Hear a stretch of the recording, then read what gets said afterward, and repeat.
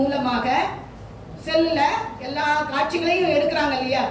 ரோட்ல என்ன கொடுமையாக உயிர் துடித்துக் கொண்டிருந்தால் கூட அதை பார்த்து கொண்டு லைக்ஸ் வாங்குவதற்காக அதுக்கு அவனுக்கு ஒரு இது எத்தனை பேர் இதை லைக் போடுறாங்கிறதுக்காக அந்த மாதிரி காட்சிகளை எடுப்பது, கொடூரமாக இவனே சில காட்சிகளை உருவாக்குவது, இதையெல்லாம் நாம் இந்த இளைஞர்களுக்கு சொல்லித்தர வேண்டிய பார்கள். இந்திரிய ஒழுக்கம் என்பது என்ன? ரொம்ப எளிமையான விடயம்தான். கண், காது, மூக்கு, வாய், உடம்பு ஆகிய ஐம்புலன்களை தீய வழியில் செல்ல விடாமல் நல்ல வழியில் கட்டுப்படுத்தி ஆளக்கூடிய திறன்.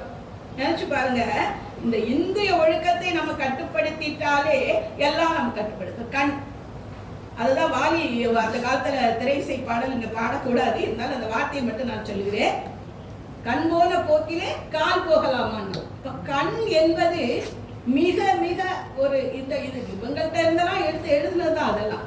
இப்ப கண் என்பது ஒரு மனிதனுக்கு அதுதான் முதல்ல எல்லா தீயவற்றையும் நமக்கு காட்டும். அது அந்த ஆசையை நமக்கு உருவாக்குவதே எதுனா கண் தான். ஏதோ ஒரு பொருளை பார்க்கிறோம், இது ரொம்ப நல்லா இருக்கு, நமக்கு இதை வாங்கிட்டா பரவாயில்லையா அப்படின்னு நம்ம ஆசை பேராசையாக மாறுவதற்கு முக்கிய காரணமா இருக்கும் கண் தான். கண்ணை அடக்கு நீ. ஒரு கதை சொல்வார்கள், கேட்டுக்கலாம் நீங்கள். அடுத்தது காது. காதாதான் கேண்டாதெல்லாம் கேட்கும் இந்த காது. மூக்கு வேண்டாத வாசனையெல்லாம் இழுக்கும். வாய், வாய சொல்லவே வேண்டாம், யார வேணாலும் பேசும், எப்படி வேணாலும் பேசும் இல்லையா. நமக்கு பிடிக்கலைன்னா ஒரு பேச்சு, பிடிச்சா ஒரு பேச்சு, எப்படியெல்லாம் அந்த வாய் பேசும் நினைச்சுப்பாரு. இப்ப வாய். இந்த உடம்பு, உடம்புமே ஆசைப்படும் சில வேலைகளில் இல்லையோ, அது உங்களுக்கு தெரியும். இப்ப கண், காது, மூக்கு, வாய், உடம்பு என்று இந்த ஐம்புலன்கள், இந்த ஐம்புலன்களுக்கும் உள்ள இன்னொரு விஷயம் இருக்கு இல்லையா.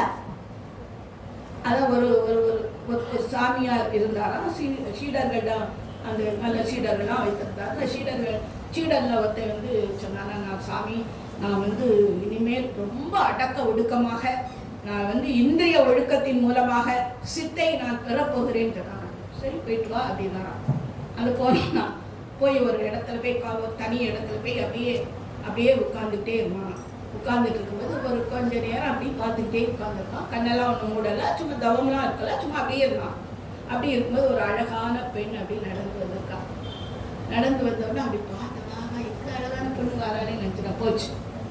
சரி, அடுத்த நாள் பார்த்தாங்க, இனிமேல் நம்ம கண் தான் இதை பார்க்கறது, கண்ணை இறுக்கி கட்டிடுவோன்னு கண்ணை கட்டிட்டான்.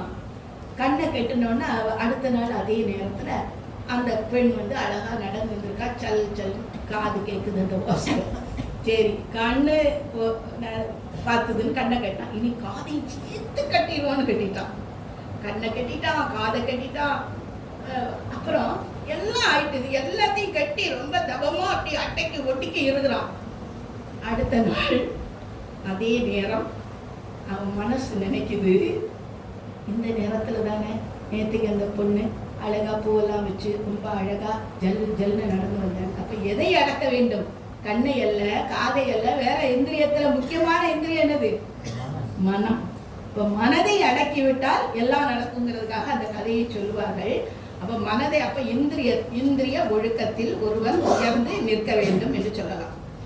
இன்னொன்று, இந்த பார்வை கொடூரமான, நம்ம ஐயன் சொல்வது அதான், பார்வை கொடூரமான தீயவற்றை, தீய காட்சிகளை பார்க்காமல் எப்போதும் நற்காட்சிகளை காண வேண்டும் கண்ணு.